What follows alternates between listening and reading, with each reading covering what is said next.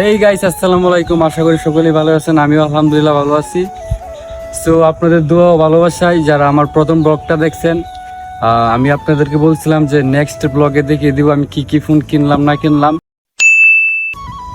আসলে হয়েছে কি যে 3-4টা ফোন কেনা হয়েছিল। আমার এক ভাই বিদেশে চলে গেছে, আপনারা সকলেই জানেন।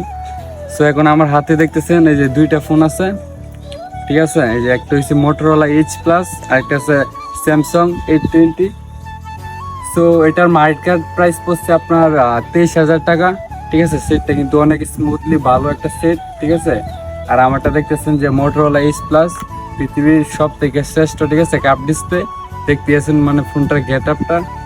এটা আসলে নেওয়া হয়েছে 28,500 টাকা খালি ফোনটা নেওয়া হয়েছে। আর আমরা যে গেছি যে অনেক কিন্তু বাড়া লাগছে। সো আরও 2টা ফোন ছিল, যার কারণে ওদের ভিডিওটা করতে পারি নাই। ও চলে গেছে আমার বড় ভাই। ওর ফোনটাও কিন্তু আসলো LG ভেলভেট, ঠিক আছে, 4G LG ভেলভেট। এটার 12GB র্যাম, এটা 256GB সিট মেমোরি, ঠিক আছে, 885 স্ন্যাপড্রাগন, সুপার এমোলেড ডিসপ্লে, সব কিছুই আছে, ঠিক আছে। আর এটা হচ্ছে 8GB RAM, 256GB seat memory, Samsung A22, ঠিক আছে।